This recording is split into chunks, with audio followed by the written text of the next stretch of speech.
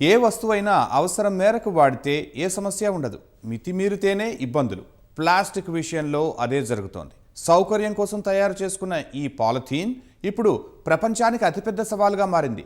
ఏ వీధిలో చూసినా ప్లాస్టిక్ సంచులే, ఏ సాగర జలాల్లో వెతికినా ప్లాస్టిక్ కవర్లే. మహానగరాల్లో అయితే డంపింగ్ యార్డుల్లో పెద్ద మొత్తంలో ప్లాస్టిక్ సంచులే కనబడుతున్నాయి. ఏళ్లుగా ఈ సమస్య కొనసాగుతున్నా పరిష్కారాలు అన్వేషించడంలో అన్ని దేశాలు వెనుకబడుతున్నాయి. ఈ విషయాన్నే గుర్తు చేస్తూ ప్రజల్లో అవగాహన కల్పించేందుకు ఏటా జూలై 3వ తేదీన అంతర్జాతీయ ప్లాస్టిక్ సంచుల రహిత దినోత్సవం నిర్వహిస్తున్నారు. పాలిథీన్ వాడకం క్రమంగా తగ్గిస్తూ ప్రత్యామ్నాయాలపై దృష్టి సారించడమే లక్ష్యంగా రూపుదిద్దుకుంది ఈ కార్యక్రమం.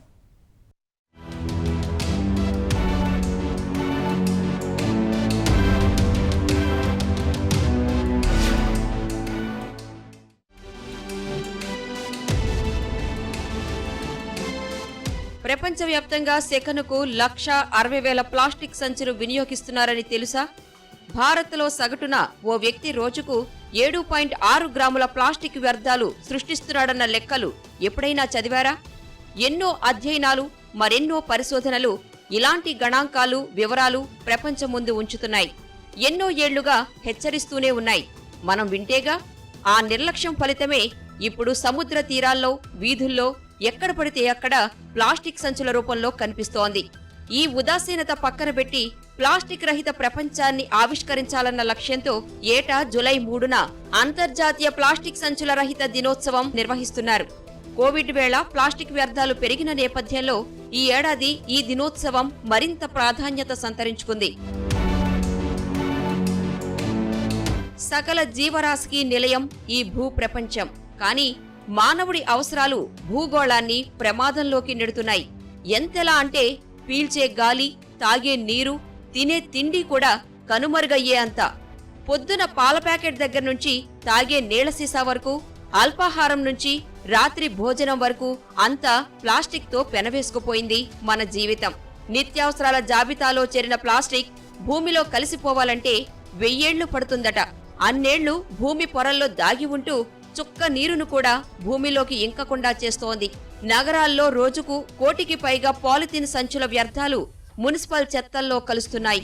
అందులో 1% కూడా పూర్తిగా పునర్వినియోగానికి నోచుకోవటం లేదు.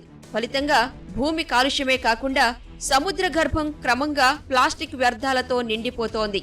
ఇప్పటి వరకు ఉన్న పాలిథిన్ సంచుల వ్యర్థాలు గుట్టలుగా పోస్తే హిమాలయాలు కూడా చిన్నబోతాయంటున్నారు పర్యావరణవేత్తలు.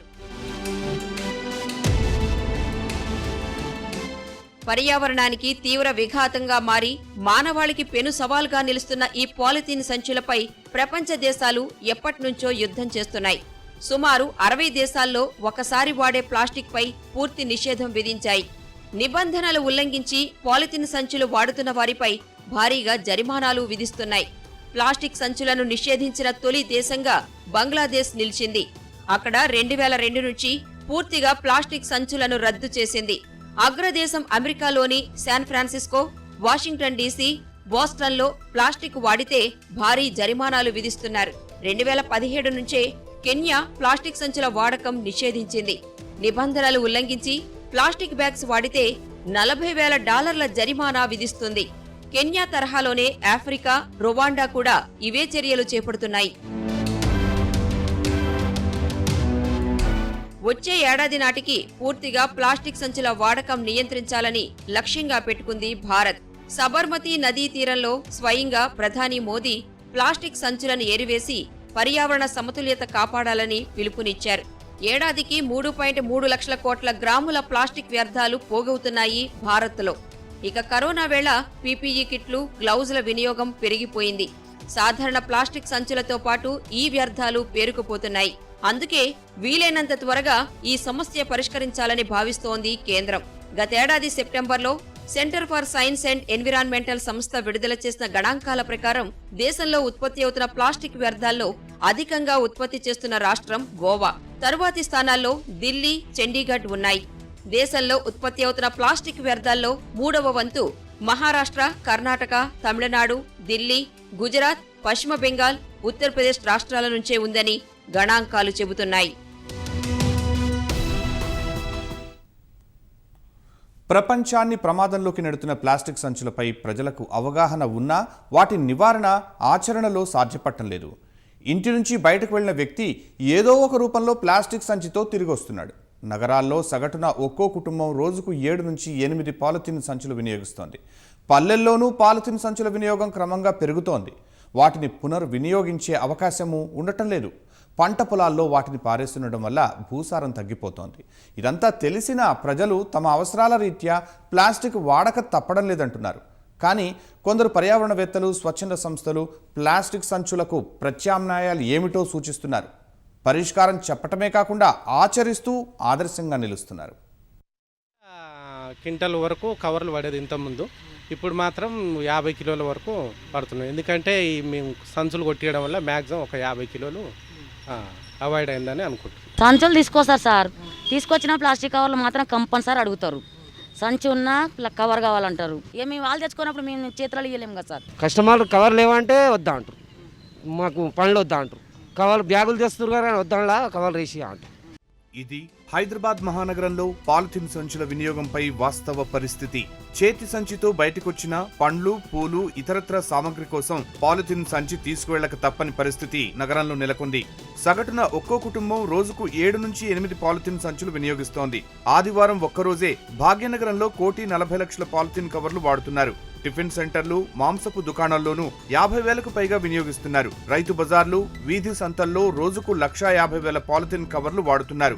ఈ లెక్కన ఏడాదికి భాగ్యనగర వాసులు వినియోగిస్తున్న పాలిథిన్ కవర్ల సంఖ్య 70 నుంచి 100 కోట్ల పైమాటే. ఈ లాక్డౌన్ కాలంలో పాలిథిన్ సంచుల వినియోగం మరింత పెరిగింది. ఇందుకు సాక్ష్యమే ఇళ్ల ముందు కనిపించే నాలాలు, ఇంటికొచ్చి చెత్త సేకరించే బండ్లు. ఈ వ్యర్థాల్లో చాలా భాగం పాలిథిన్ సంచులే. నగరాల్లో రోజువారీ పోగుపడుతున్న చెత్త టన్నుల్లో ఉంటోంది. ఉదాహరణకు భాగ్యనగరాన్నే తీసుకుంటే రోజుకు 6,000 మెట్రిక్ టన్నుల చెత్త ఉత్పత్తి అవుతోంది. అందులో ప్లాస్టిక్ వ్యర్థాల వాటా 10 నుంచి 12% వరకు ఉంటుంది. నాలాల్లో 40% ప్లాస్టిక్ వ్యర్థాలు పేరుకుంటున్నాయి. ఒక నాల నుంచి క్వింటాల్ వ్యర్థాలు తీస్తే అందులో 40% తేలియాడే ప్లాస్టిక్ కవర్లే. ఇళ్లల్లోని వాడకమే కాదు, టిఫిన్ సెంటర్లు, కిరాణా దుకాణాలు, పాల కేంద్రాలు సహా చాలా చోట్ల ఒకసారి వాడి పడేసే పాలిథిన్ సంచులే దర్శనమిస్తున్నాయి. వీటిని అరికట్టేందుకు అధికారులు తనిఖీలు చేపట్టి జరిమానాలు విధిస్తున్నా ఎలాంటి మార్పు రావడం లేదు. పాలిథిన్ కవర్లను తయారు చేసే పరిశ్రమలను మూసివేసి ప్రత్యామ్నాయం చూపించాలనే డిమాండ్ గట్టిగానే వినిపిస్తుంది. పాలిథిన్ సంచుల వినియోగం పెరుగుతుండడం వల్ల ప్రజల్లో అవగాహన కల్పించేందుకు పలు స్వచ్ఛంద సంస్థలు ముందుకొస్తున్నాయి. బట్ట సంచులతో పాటు టిఫిన్ బాక్సులు వినియోగిస్తే పాలిథిన్ సంచుల వాడకం నియంత్రించవచ్చని రుజువు చేస్తున్నాయి. హైదరాబాద్ లోని ఏఎస్ రావు నగర్ లో ఉంటున్న పైడిమర్రి చంద్రశేఖర్ బాధ్యత ఫౌండేషన్ ద్వారా నిరంతరం ప్రజలకు పాలిథిన్ సంచులపై అవగాహన కల్పిస్తూనే ఉన్నారు. కోవిడ్ సీజన్లో ప్లాస్టిక్ వినియోగం రోజు రోజుకు పెరిగిపోతుంది. ఇది కూడా చాలా బాధాకరమైన విషయం. అంతేకాకుండా పట్టణాలలో కంటే కూడా పల్లెటూర్లలో ఇంకా ఎక్కువగా ప్లాస్టిక్ యొక్క వినియోగం పెరుగుతుంది. పట్టణాలలో ఏమవుతుందంటే మనకి ఒకవేళ ప్లాస్టిక్ వాడినా సరే, సంచులు వాడినా సరే, అది ఏదైనా సరే డంప్ యార్డ్కి వెళ్ళే అవకాశం ఉంది. దాన్ని రీసైక్లింగ్ చేసే అవకాశం కూడా ఎక్కువగా ఉంది.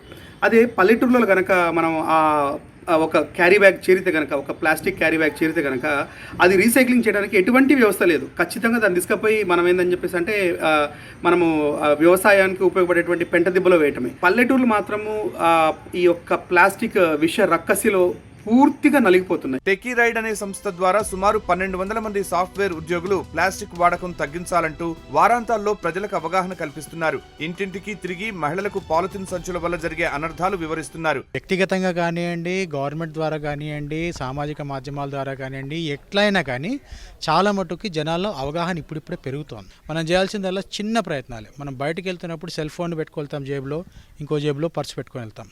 భుజానికి ఇట్లాంటి ఒక క్లాత్ బ్యాగ్ లాంటిది వేసుకొని వెళ్ళినా ఇలాంటి ప్రత్యామ్నాయాలు చాలా ఉన్నాయి. మన ద్వారా చేయగలిసిన అవాయిడ్ చేయగల వస్తువులు ఏవైతే ఉంటాయో అవన్నీ కూడా మనం ప్లాస్టిక్ బ్యాగులు కాకుండా ఇలాంటి బ్యాగులు తెచ్చుకోవాలి. ఏ చిన్న ఐటమ్, ఒక 1/4 కిలో ఐటమ్ తీసుకున్నా కానీ, వెజిటేబుల్ తీసుకున్నా కానీ, ఇక్కడ ఏంటంటే ఒక క్యారీ బ్యాగ్ తీసుకుపోవడం అనేది కామన్. ఇంకా కొంతమంది ఇంట్రెస్టింగ్ ఏంటంటే ఒక పెద్ద బ్యాగ్ తెచ్చుకుంటారు, అందులో ఒక 10 ఐటమ్స్ 10 క్యారీ బ్యాగులు ఉంటాయి. మొత్తం కాకపోయినా కొంతమంది ఓవర్ ఏ పీరియడ్ ఆఫ్ టైంలో కొద్దిగా టర్న్ అవుతున్నారు.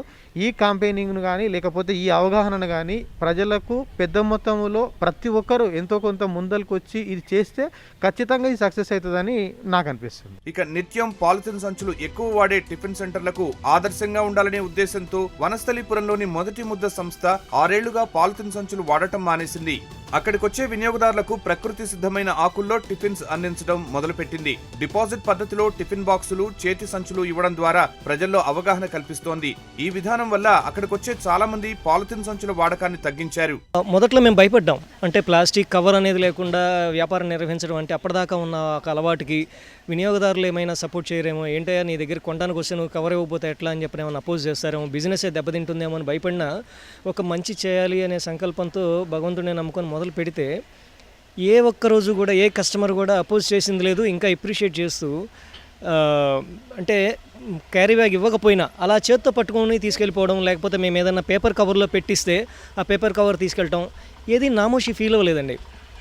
అంటే ప్రజల్లో అవగాహన ఉన్నది. మనము గనక వ్యాపారాన్ని ప్లాస్టిక్ రహితంగా నిర్వహించదలిస్తే సపోర్ట్ చేయడానికి కస్టమర్స్ సిద్ధంగానే ఉన్నారు అనేది మా ప్రాక్టికల్ ఎక్స్పీరియన్స్. పాలిథిన్ సంచుల వినియోగంలో గతంలో కంటే కొంతవరకు మార్పు వచ్చిందని పలువురు అభిప్రాయపడుతున్నారు. ప్రతి పౌరుడు బాధ్యతగా భావిస్తే పాలిథిన్ సంచులు పూర్తిగా దూరం పెట్టవచ్చని కోరుతున్నారు. భావితరాలకు ఆస్తులు కాదు, ఆరోగ్యాన్ని పంచుదామని పిలుపునిస్తున్నారు. దాదాపు 10 years నుంచి నేను క్యారీ బ్యాగ్ వాడటం లేదు. ఎవరు వాడినా కానీ నేను వద్దని చెప్తాను. ఖచ్చితంగా నేను తీసుకోను కూడా. ఎందుకంటే పర్యావరణం కోసం మనం కూడా పాటుపడాలి. చెప్పడం కాదు కదా, చేసి చూపించాలి. మాటి చెత్త వేయడానికి దానికి ప్రతిదాన్ని మనం ప్లాస్టిక్ దాన్ని ఎక్కువ వాడుతాం. అంటే తొందరగా పాడవదు అన్నట్టు దాన్ని వాడుతుంటాం. కానీ అది వాడడం కరెక్ట్ కాదు. ఎందుకంటే అది ఎప్పటికీ మట్టిలో ఇదవ్వదు. మనం క్లాత్ బ్యాగులు వాడామనుకోండి మనకి ఇంకెటువంటి ప్రాబ్లం ఉండదు. గవర్నమెంట్ అవాయిడ్ ప్లాస్టిక్ అంటున్నారు కదా, సో కొంచెం ఇదివరకు 75% వాడేవాళ్ళం. కాస్త ఇప్పుడు 50-40%కి వచ్చాం. పూర్తిగా అయితే అవాయిడ్ చేయలేకపోతున్నాం. ఎందుకంటే ఒక బ్యాడ్ హ్యాబిట్ అలవాటు అయితే జనాలకి ఎవరూ అవాయిడ్ చేయలేం. నగరాలు, పట్టణాల్లోనే కాదు పల్లెల్లోనూ పాలిథిన్ సంచుల వినియోగం అధికమైందని అధ్యయనాలు చెబుతున్నాయి. ఇంటి అవసరాలతో పాటు శుభకార్యాలు, ఇతర వేడుకల్లో ప్లాస్టిక్ సంచులు, ప్లేట్లు, గ్లాసులు వినియోగిస్తూ వాటిని ఇంటి వద్ద చెత్తకుప్పల్లో పడేస్తున్నారు. వ్యర్థాలతో కలిసి క్రమంగా పంట పొలాల్లోకి చేరి భూసారం దెబ్బతీస్తున్నాయి. గ్రామాల్లోనూ పాలిథిన్ సంచుల వినియోగం అరికట్టకపోతే పచ్చటి పల్లెసీమల్లో కూడా పర్యావరణం పూర్తిగా దెబ్బతింటుందని నిపుణులు భావిస్తున్నారు. ఇది ప్రతి వ్యక్తి యొక్క బాధ్యత అండి. ఇప్పుడు తూతూ మంత్రంగా అడ్వర్టైజ్మెంట్లు ఇస్తే సరిపోదండి. యాక్చువల్గా జరిమానాలతోటి అదే కాదు, ముఖ్యంగా అండి స్కూల్స్లో ఎక్కువ విస్తృతంగా ప్రచారం చేస్తే స్కూల్స్ నుంచి పిల్లల నుంచి వాళ్ళ ఫ్యామిలీస్కి వెళ్తుంది, ఎక్కువ రీచ్ అవుతుంది అనేది నా ఉద్దేశం. మన ఇంటి నుండి బయటకు వెళ్ళినామంటే బైక్ కానీ కార్ కానీ యూజ్ చేస్తూ ఉంటాం. సో అట్లీస్ట్ మనము మన చేతి ద్వారా మనం బ్యాగులను తీసుకపోతే అక్కడ ఉండే మార్కెట్లలో అవ్వచ్చు, కూరగాయలు కావచ్చు, మనము వినియోగాన్ని తగ్గించవచ్చు. నేను ప్లాస్టిక్ 3-4 years నుంచి వాడట్లేదు. దానివల్ల కొన్ని కిలోల ప్లాస్టిక్ నా నుంచి తగ్గగలుగుతున్నాను. మీరు కూడా అందరూ ట్రై చేస్తే చాలా బాగుంటుంది. పొల్యూషన్ మ్యాక్సిమం కంట్రోల్ చేయగలుగుతాం. ప్రజల చేతిలో ప్లాస్టిక్ సంచి కనిపిస్తే చాలు నల్గొండ జిల్లావాసి మిట్టపల్లి సురేష్ గుప్తా చెలించిపోతాడు. భూమాతకు కడుపు కోత మిగల్చవద్దంటూ ప్రజల చేతుల్లో ఉన్న ప్లాస్టిక్ సంచిని తీసుకుని బట్ట సంచిని ఉచితంగా అందిస్తారు. బై బై పాలిథిన్ బ్యాగ్ అనిపిస్తూ తనదైన శైలిలో అవగాహన కల్పిస్తూ ఉంటారు. ప్రకృతి ప్రేమికుడిగా 11 ఏళ్లుగా కృషి చేస్తున్న సురేష్ గుప్తాను తెలంగాణ ప్రభుత్వం హరితమిత్ర పురస్కారంతో సత్కరించింది.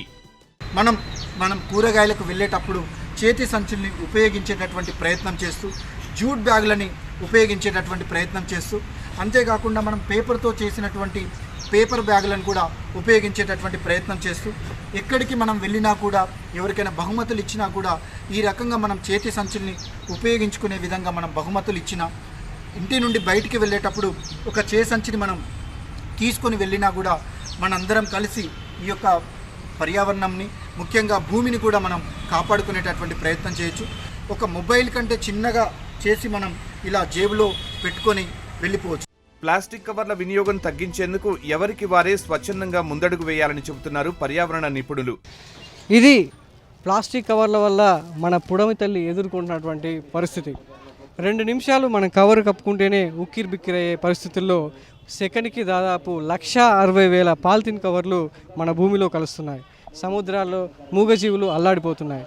ఈ పరిస్థితుల్లో పౌరులుగా మన వంతు బాధ్యతగా ఈ ప్లాస్టిక్ కవర్లను వాడకుండా ఉందాం, మన పర్యావరణాన్ని రక్షించుకుందాం. కెమెరామెన్ రమణ మహేష్తో సతీష్, ఈటీవీ న్యూస్, హైదరాబాద్.